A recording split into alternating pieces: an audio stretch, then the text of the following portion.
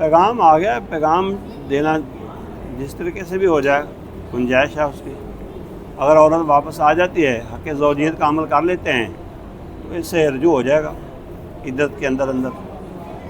3 period عورت کی مانا عدت ہے. عدت 3 پیریڈ پورے ہونے سے پہلے رجوع کو ہو جائے.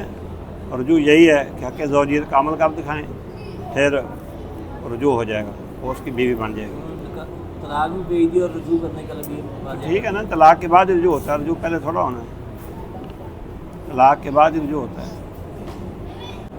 مردوں کو شادی کے لیے ولی کی ضرورت نہیں ہے. اس کی وجہ یہ ہے کہ مرد کامل العقل ہیں، کامل الدین ہیں. عورت ذات کا نہ دین کامل ہے نہ عقل کامل ہے، اس کو ضرورت ہے، اور اس کا نکاح نہیں ہوتا قطعاً ابداً، چاہے عورت بیوہ ہو، چاہے کنواری ہو، چاہے مطلقہ ہو. تو مرد کو اجازت ہے وہ خود اپنا نکاح کر لے. عورت کے اوپر فرض ہے کہ ولی کی اجازت لے. اگر ولی کی اجازت کے بغیر نکاح کرے گی وہ نکاح نہیں ہوگا، زنا ہوگا.